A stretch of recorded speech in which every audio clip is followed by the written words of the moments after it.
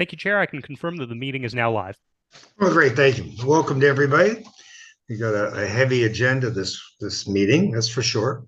And thanks to the Vice Chair for covering for me last meeting, since I got my days of the week mixed up. So we'll begin with our land acknowledgement that the Halifax Region Municipality is located in Mi'kma'ki, the ancestral and traditional lands of the Mi'kmaq people.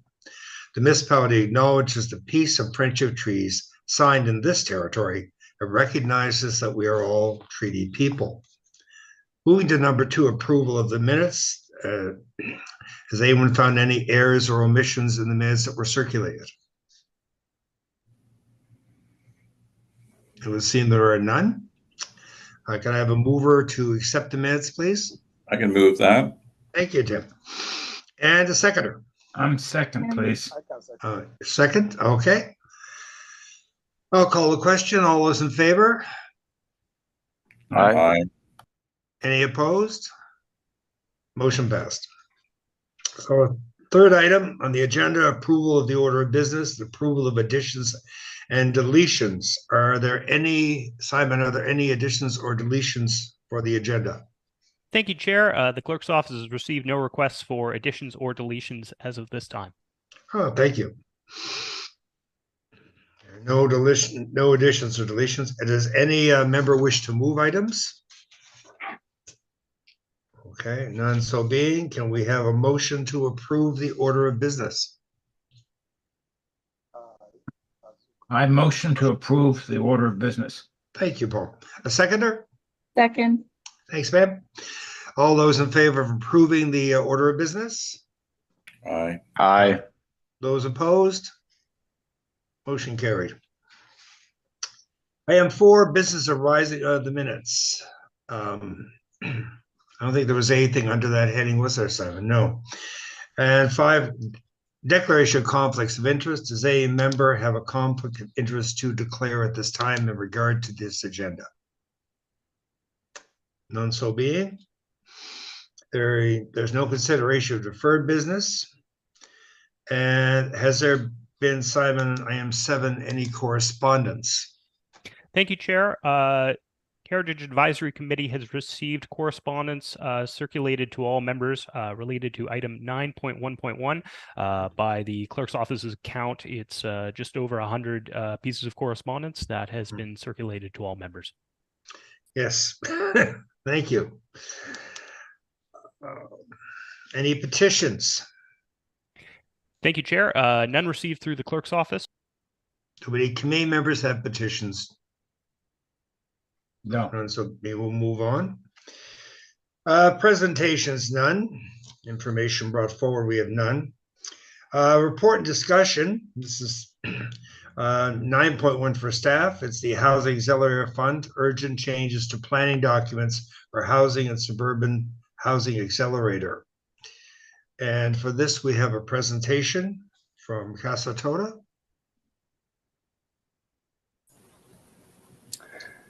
Yes, Yeah, it's actually Josh Adams who will be presenting today through the chair to the committee. So, Okay, thank you. Yeah. thank you. So we can go forward with that. Thanks, Josh. Yeah, just want to confirm everybody can see my screen. Not yet. Not yet, eh? Not yet. Ah, there it is. Oh, okay. Might be a bit delayed, eh? It's on. It's on for me now. I know that. There. Yep, that's Okay. good. Thank you. Okay, thanks. So yeah, thank you. So we'll get started here. Obviously, this was a large package that you've been hit with. So our intent through this presentation is just to provide a bit of a background on the overall Housing Accelerator Fund amendment, the proposed amendments that are coming to land use planning documents. We'll also talk a little bit about the process that we've undertaken for these amendments, the public engagement that we've done. And then we'll talk a little bit more about the role of the HAC in all this and focus in on the proposed amendments that have kind of a heritage component before we wrap up with the recommendation. So just to give a little bit of background to committee members. So this all started back over the summer months in June. when there was council direction to submit an application for the Housing Accelerator Fund. Later in September, there were some changes being made on final decision, and finally we got direction to initiate amendments to planning documents. That direction was given from council to staff with a deadline that the planning amendments need to be in place by July 2024 in order to meet the HAF targets. And then finally in October, HRM and CMHC did reach a final agreement for the HAF. And since that date, staff have been working to make a number of amendments in order to support, a lot of the commitments that were in the agreement between HRM and the CMHC.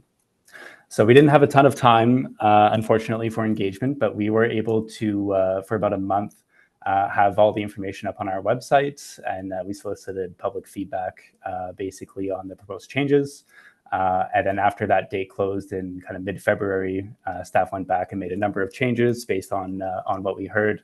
And so we have now the revised proposal that is ready to move forward. Other related processes on July as well, council did also initiate the suburban planning process. So this is a separate process that will be taking place, in the near future. This is looking at repealing a lot of the older suburban plans and bringing it all under one bylaw. And as well, we've been doing kind of ongoing community engagement on the draft regional plan. And over the summer months and into the fall, the issues of housing and density were certainly topics that were also discussed with the community, through these kind of broader engagement processes. So overall, I think it's just maybe good to ground ourselves in a little bit of what's happening right now with regards to the housing situation across HRM. So right now, housing affordability and availability are significant challenges for the municipality and across Canada. So we're seeing right now, rapid population growth. Last year alone, we grew by, over 20,000 people just in HRM. So our population growth is approximately, 2 to 4.5% per year. And that's coupled with the fact that we already have, a very distinct housing supply shortage in the municipality, estimated at about 20,000 units. So these two things together means that, we need to build a lot more housing just in order to keep up with the demand that we're seeing. So far, what we've been seeing is that the rate of residential construction has not been able to keep up with the demand for housing.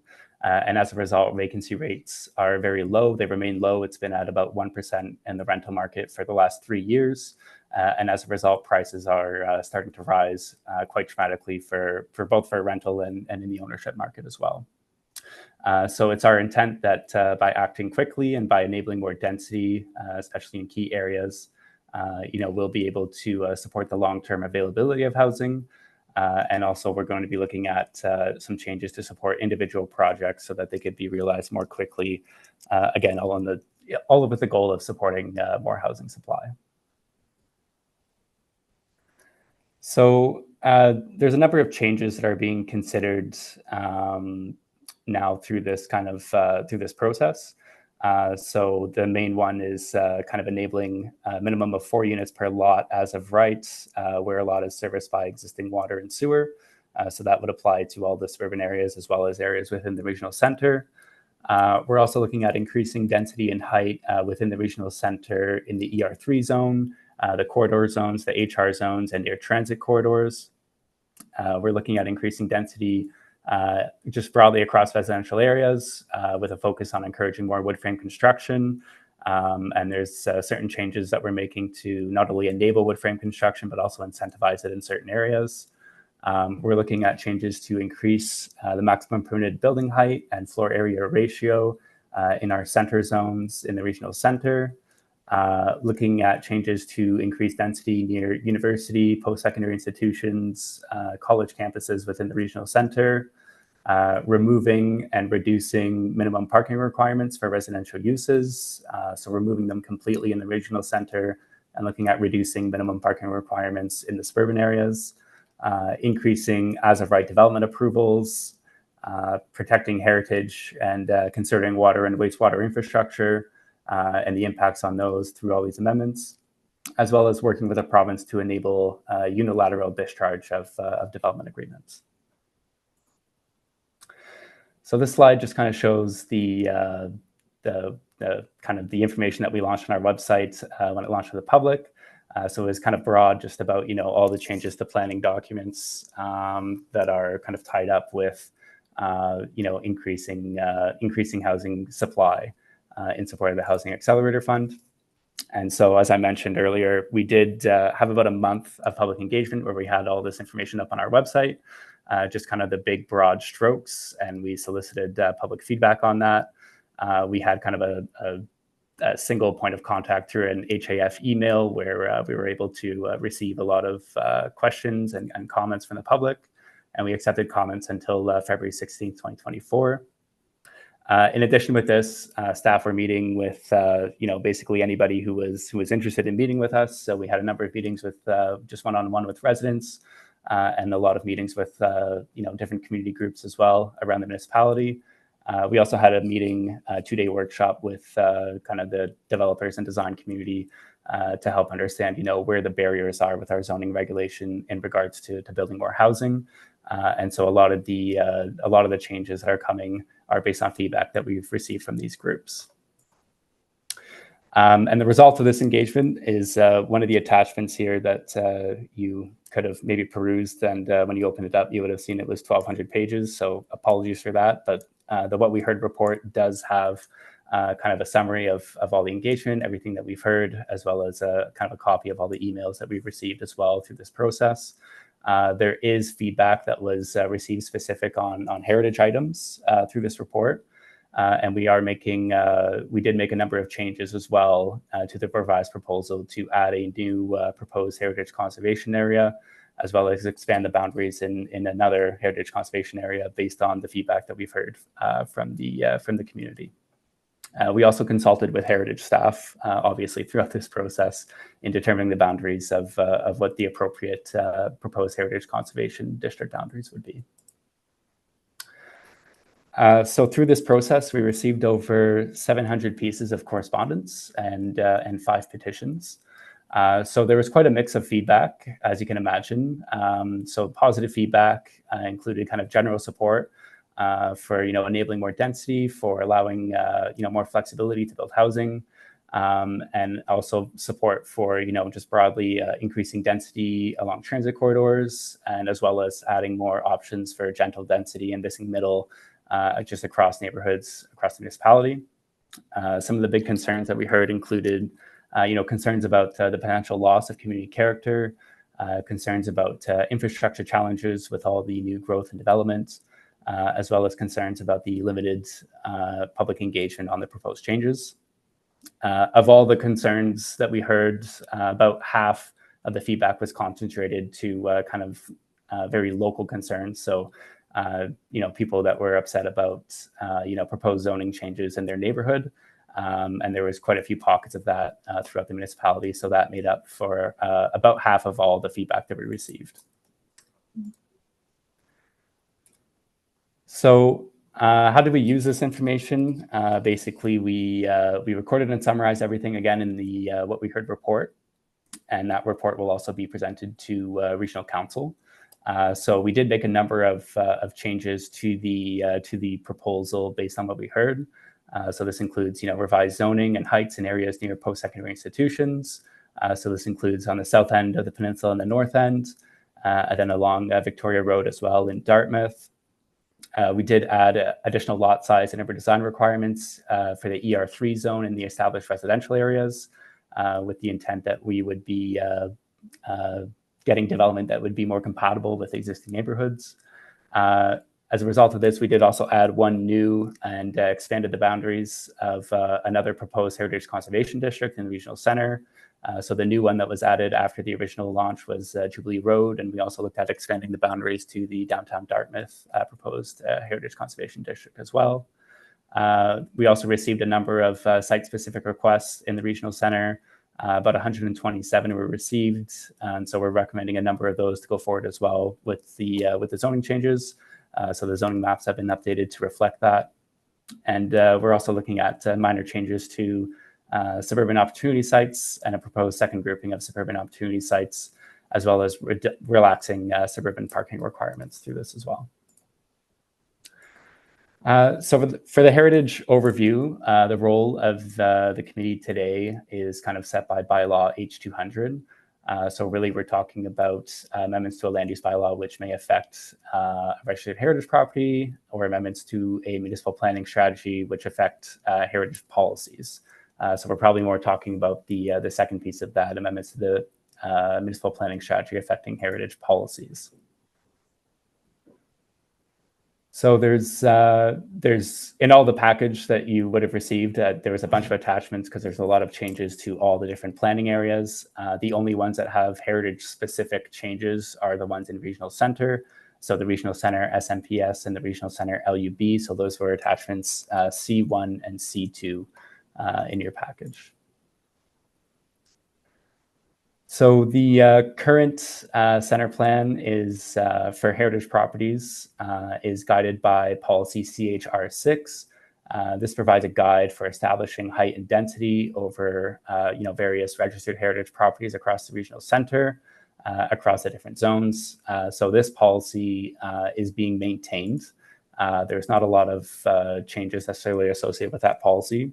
Where the kind of big changes come are more so the applicability of the ER2 zone and the boundary changes to proposed heritage conservation districts. So as part of the proposed changes, and this is largely stemming from the fact that we now need to move to a context that permits kind of broadly 4 units on a lot, we currently have 3 established residential zones. So currently heritage properties would generally fall within the ER1 zone. Through this process, we're looking at consolidating these zones to have only 2 zones moving forward, so the ER2 and then the ER3. So the ER2 zone would apply only on registered heritage properties and within proposed heritage conservation districts, and every other lot in regional center would be ER3. So the ER2 zone is basically where, as of right, we would only permit 2 units plus a backyard suite, so 3 units, but we would allow internal conversion and rear additions that would allow more density if you're able to work within the existing structure. And the ER3 is a more kind of permissive zone that allows potentially up to 8 units as of right, depending on your lot size. So in the current center plan, we have table 4 and map 20 that sets out the 10 kind of proposed heritage conservation district study areas. We have policy CHR11, which provides guidance to the land use bylaw on zoning. And we also have, again, the proposed heritage conservation study areas. So these are areas that are basically candidates for future protected, heritage conservation district based on analysis of basically the collective age, the history, the cultural association, and the architectural styles of the different properties that are found within these areas. And so some of the proposed changes include actually increasing the number of proposed heritage conservation districts that we have. So currently there are 10. We're looking to add 4 new proposed heritage conservation districts in total, so going from 10 to 14. The table and the map have been updated to kind of show those boundaries. And then we're also looking at expanding boundaries of 4 of the existing 10 proposed heritage conservation districts, so they would be growing. So we'd be looking at expanding the boundaries of the downtown Dartmouth, the Five Corners, the Creighton's Field, and the Oakland Road proposed heritage conservation districts through this process. And so just to help orientate everybody to where the proposed changes are. So these are maps that are showing the changes on the Dartmouth side. So the Rope Works and the Flower Streets proposed heritage conservation districts would be new. Those are shown in kind of the heavier shade of gray. And then if you see the downtown Dartmouth and the Five Corner districts, you can see the existing boundaries there, and the shaded properties would be properties that would be proposed to be added into these. And then on the Halifax side, we're proposing, on the left-hand side, you can see the new proposed Young Woodall Division proposed heritage conservation district, as well as an expansion to the existing Creighton Field proposed heritage conservation district. And on the right-hand side is the boundaries of the Jubilee Road. So this would be another new one that was added in after we received feedback through public engagement. And then not pictured here is actually another expansion to the Oakland Road proposed Heritage Conservation District as well in the south end, basically just expanding to include the properties that are abutting up to South Street. So we're also looking to expand the use of heritage GA policies. So right now, policy CHR 7 enables a heritage GA for any lot containing a registered heritage building located outside of the downtown Halifax zone and any approved heritage conservation district. So we're going to be proposing to make a change so that this would also apply within the downtown Halifax zone within center plan. And we're also looking at making a site-specific change as well with regards to policy IM 42, which speaks to development in the Spring Garden Road, Robie Street special area. So we're looking to add basically a heritage development agreement option for development. So right now there's another DA option and then as of right option. So we'd be looking to just add a third option through a heritage DA, just to, you know, allow more options for a path forward for development on that site. So for the recommendation, basically it's recommended that the Heritage Advisory Committee recommend that Halifax Regional Council, one, give first reading to consider approval of the proposed amendments to the Regional Center Secondary Municipal Planning Strategy Policy and Land Use Bylaw as set out in attachment C1 and C2 to implement policy changes related to heritage and schedule a public hearing. And 2, adopt the proposed amendments to the Regional Center Secondary Municipal Planning Strategy and Land Use Bylaw as set out in attachment C1 and C2. And so just so everyone's aware for the next steps, so this would just be a recommendation, again, to Regional Council. Regional Council would see this at introduction and first reading next Tuesday, April 23rd. And then there would be a public hearing following that, which would be anticipated in May 2023. At this time, we are still accepting kind of questions from residents through our email at haf@halifax.ca. And then anybody who has any feedback on the proposed amendments that they wish to share with Regional Council can do so by sending information to the clerk's office by email at clerks@halifax.ca. There will also be an opportunity to speak at the public hearing and address Regional Council directly if you choose to do so. So that concludes my presentation. Thank you.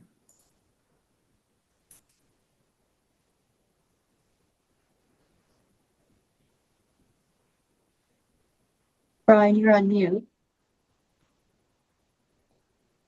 Sorry, I forgot about that. Does anyone have any questions for the presenter in regards to this presentation? I have a question.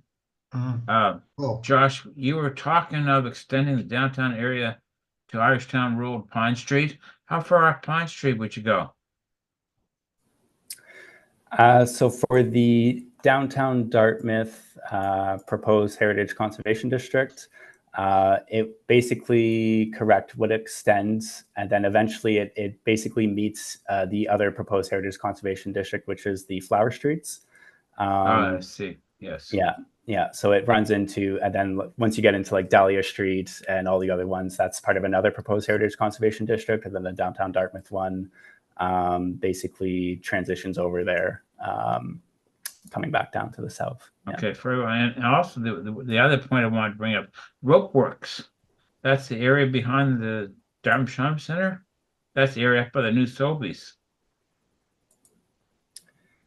Yeah, it's basically it's just off kind of Windmill Drive, Windmill Road. Yeah, it's near kind of the Sobeys, so in between Windmill Road and Wise Road, that little neighborhood there. Yeah. Oh, interesting. It goes back to the rope factory, which was before my time. Thank you. Yeah.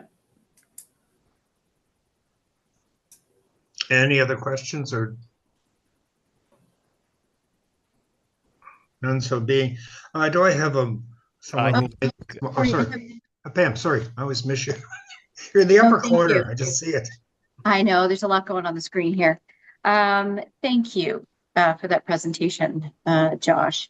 You know, I just need to acknowledge the amount of information that this committee has been given. You spoke very quickly. And so, you know, we're all following along with you from slide to slide. So forgive me if I just ask a few questions to make sure that I'm not missing anything. So my first question is in regards to the development requests that have come in.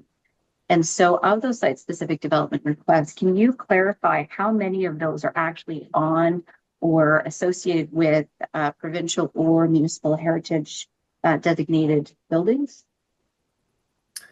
Thank you for that question. So we did receive a number of requests that relate to, an already registered heritage property. By and large, we did not recommend any further kind of density increases on these properties because they do have a development option through a heritage development agreement. And so where there's another kind of pathway for development, we did not, generally increase density further. Excellent. So that's really important, I think, for the committee to understand. It wasn't part of your presentation. So I just want to make sure that folks here are aware of those two options. And that staff is recommending to go forward through the development process with developers should there, for heritage property, should there be any requests.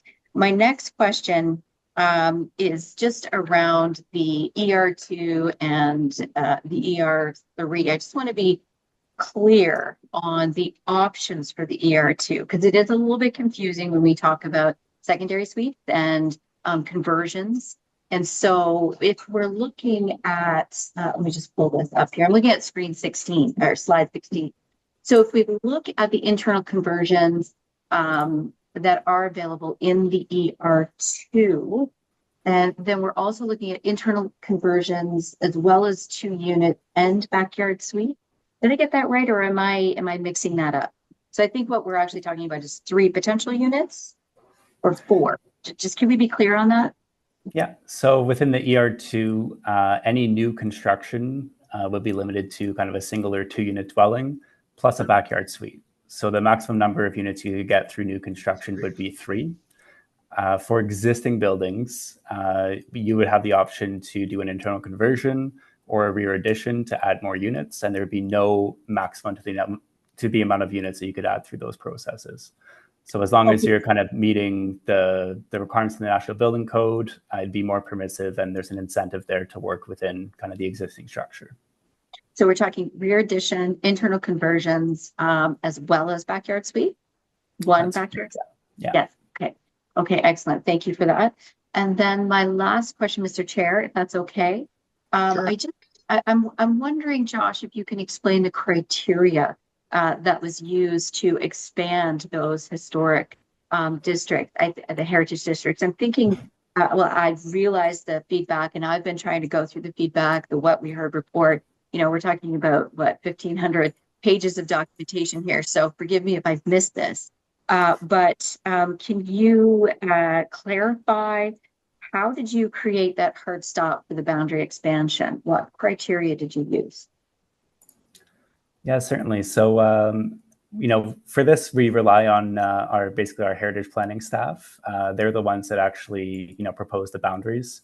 And so we kind of rely on them for this information. I see Aaron Murnahan has his hand raised, and I would very gladly pass this question over to him. Thank you.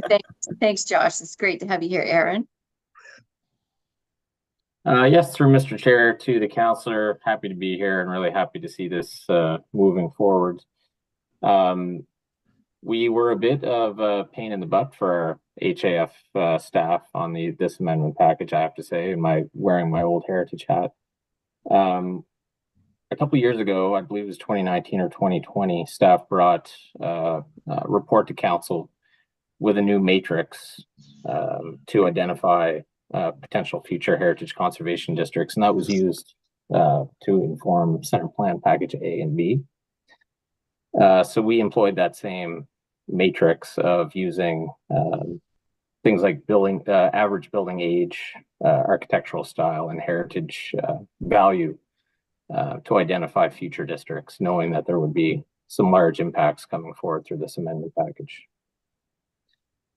Wonderful, thank you. It's important for us to understand the evolution of how we actually got here, the expansion. I mean, for some of us, we'd probably like to see it expanded more, but we've got that matrix approved by council. So I appreciate that response. Aaron, Mr. Chair, I'll pass it back over to you. Thank you. Thank you. Any other questions? Oh, we have everyone here. Mr. Chair, I've got one other point. Sure.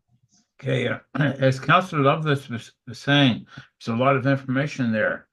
I scanned through the letters that were sent in, and this appears to be many of them were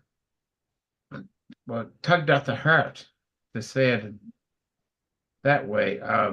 We've lived here for 40 years, and we like this place, and to increase the density of it would take away from the pleasantness of it all. How would maybe Aaron can answer this one, Aaron Monahan. How do you deal with people who are sentimentally attached to their place, to the density, and if you go to ruffle any of their feathers, the councillor is going to get many letters? Sure, through Mr. Chair to the member. Thank you, Paul. I think as heritage staff, we're always trying to balance those concerns around sentimentality and people's attachment to the character of their neighborhoods with the objectivity of what we try to do as heritage planners. So, you know, we certainly take all the correspondence that we receive from folks, you know, very seriously, and we often meet with community groups to discuss when they feel that neighborhoods are particularly important from a heritage perspective. But, you know, in the interest of trying to provide council with the best advice that we can, we really try and make things as objective as we can by just using our understanding of heritage value as we find in our conservation standards. So really, it comes down to that building age and the cultural significance of buildings and neighborhoods of the city that tell the story of how the city evolved. So we've tried to be a little bit restrained, but also trying to save what's most important and really paints that picture of the history of the city as best that we can while leaving some opportunities for redevelopment. Thank you. There was a lot of information here. Are there any further questions? Let's just have a chance to scan through it. None so being, would someone like to make a motion in regard to 9.1.1 for a recommendation to council?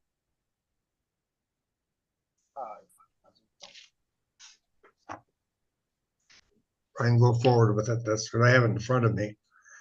Motion would be that the actually, sure. if it's possible, just for the sake of keeping our minutes organized, if it's possible for someone who is not the chair to read the motion onto the floor, yeah. or if you would prefer, chair, you can step down and someone else can assume the chair if you do want to. No, to read I'm the just motion. waiting. Someone will just read it in. We'll have it done.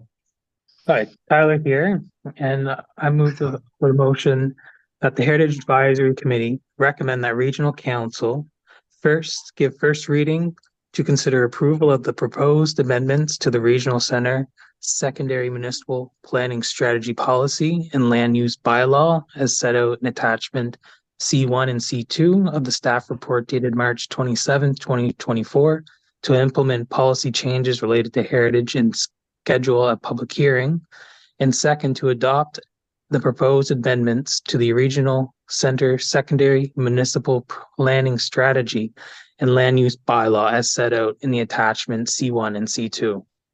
Thank you. Do we have a seconder? I second it. Oh, thank you. Any discussion on the motion? None so being, I'll call the question. All in favor? Aye. Those opposed? None so being, motion is carried. Okay, next item on our agenda. Just going through here. 9.2, just.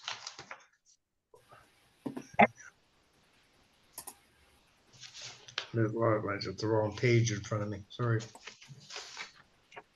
It's too much paper in this meeting. 9.1.2, request to include 1736 Henry Street and the Halifax and the Registry of Heritage Properties for the HRM. And our staff presentation will be from Elizabeth Cushing.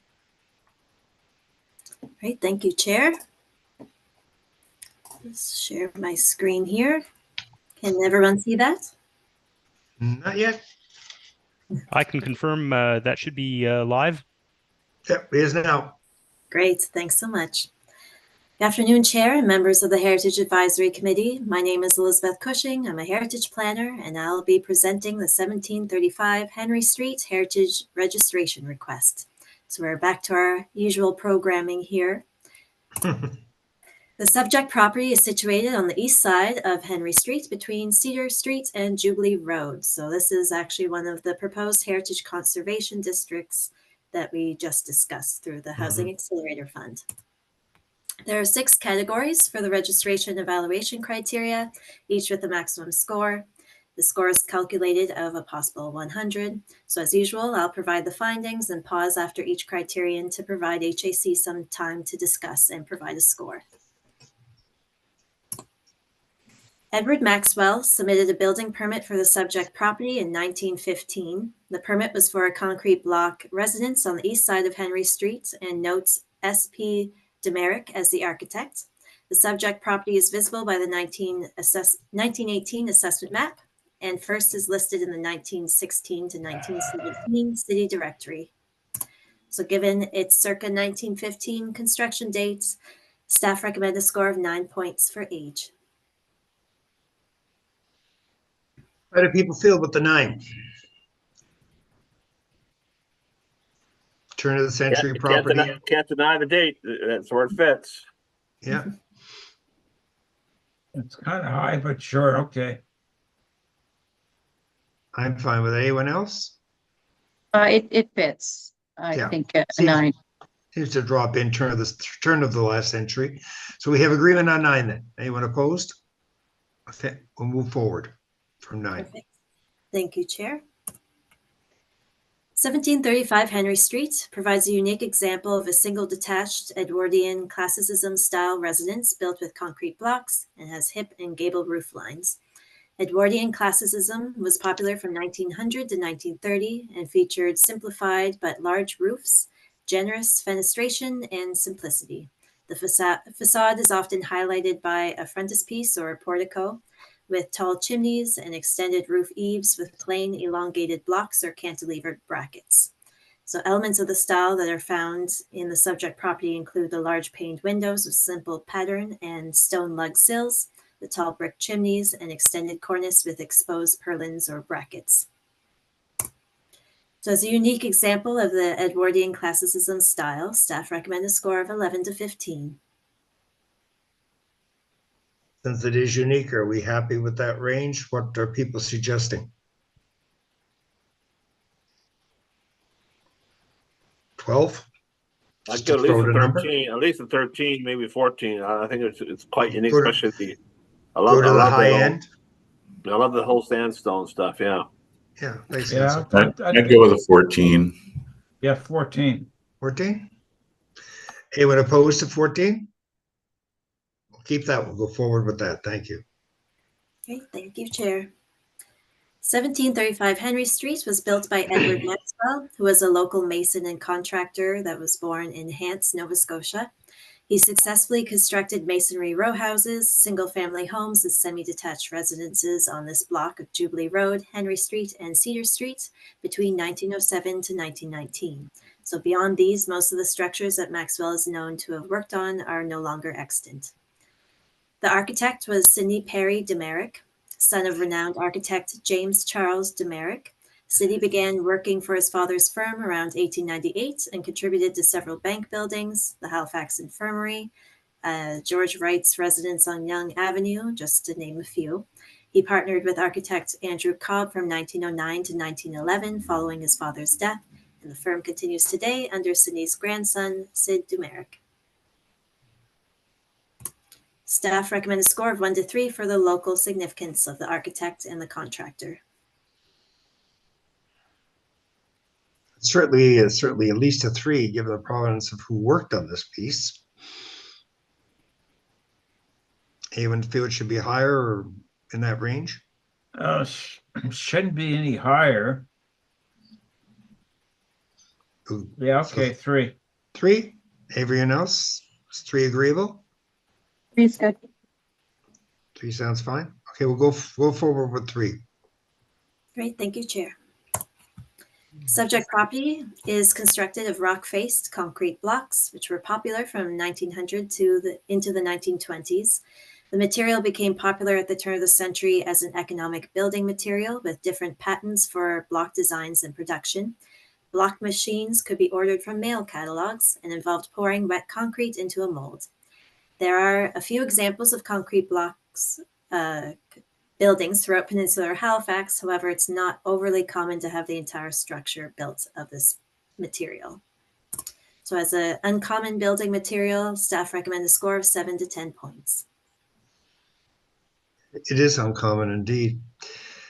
Any numbers people have in mind when they see the 7 to 10 range?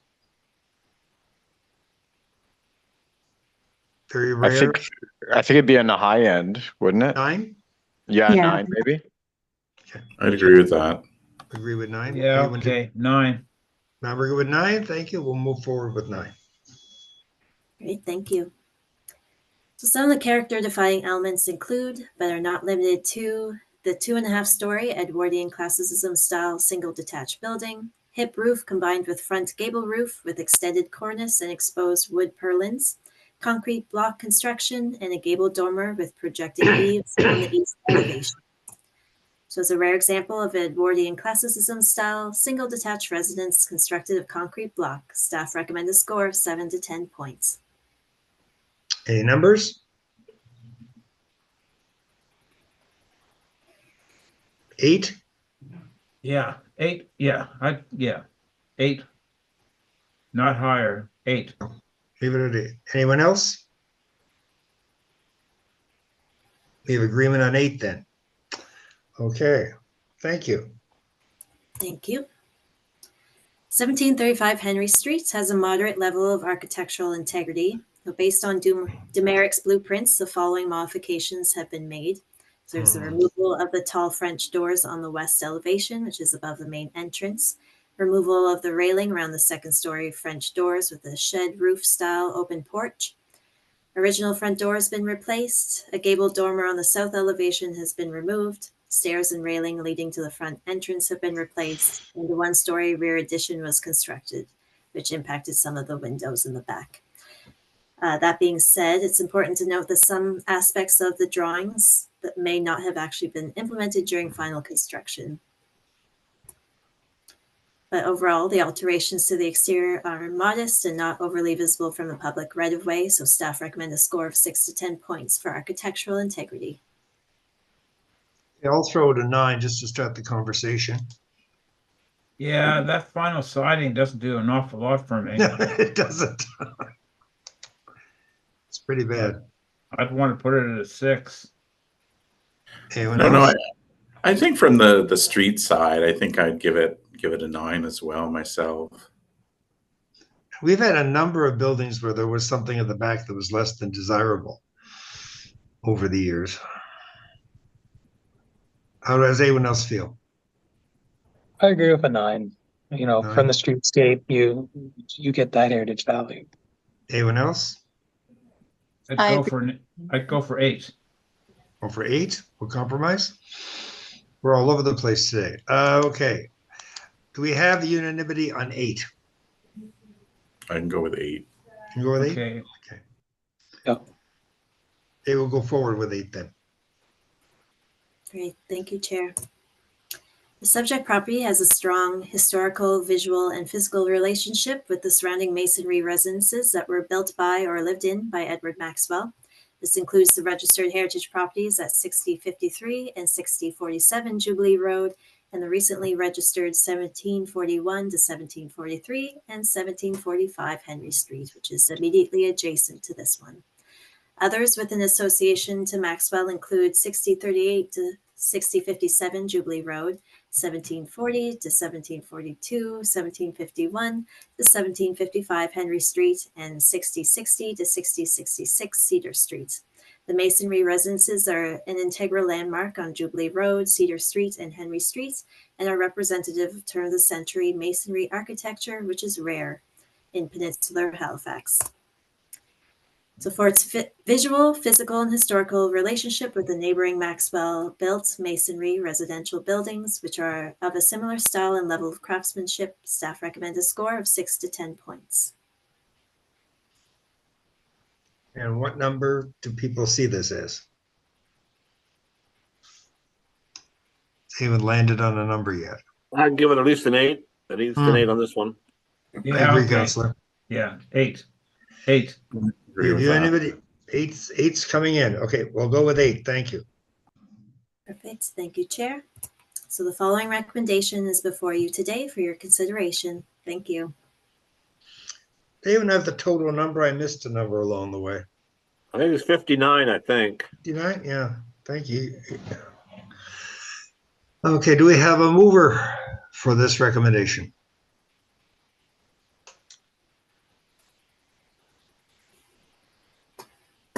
I can move that. Okay, Tim, thank you. So do I read it in? Yes, please. That the Heritage Advisory Committee recommend that Regional Council set a date for a heritage hearing to consider the inclusion of the subject property in the Registry of Heritage Property for the Halifax Regional Municipality, and 2, approve the request to include 1735 Henry Street, Halifax in the Registry of Heritage Properties for the Halifax Regional Municipality, as shown on map 1 of the staff report dated March 26, 2024, as a municipal heritage property under the Heritage Property Act. Thank you. We need a second for that, please. Second it. Thank you, Councillor. All in favor? Aye. Aye. Any opposed? None so being, it motion is passed. Mr. Chairman, if I could, I just want to compliment Elizabeth on that report. I just find the detail and some of the old documents, like the old house drawings and everything else. It's incredible to see that kind of stuff still around. You know, you think our days of technology, all that stuff we kind of lost, and nobody wants to keep paper anymore. But I don't know where it was microfished or somewhere. Yeah. It's incredible to find that kind of stuff. Yeah, it was one of the more interesting ones, that's for sure. One of the more unique homes too. Thank you, Councillor. I appreciate that. Okay, moving on through there, we have no committee member updates. No added items. Our date of our next meeting is May the 22nd. And at this point, I simply need a motion to adjourn. Motion to adjourn, Mr. Chair. Thank you. Thank you, Councillor. Everyone have a great evening. Thank you. Thank you. We'll see everyone next month. Okay. Thank you, Chair. Thank you. Bye-bye. Bye.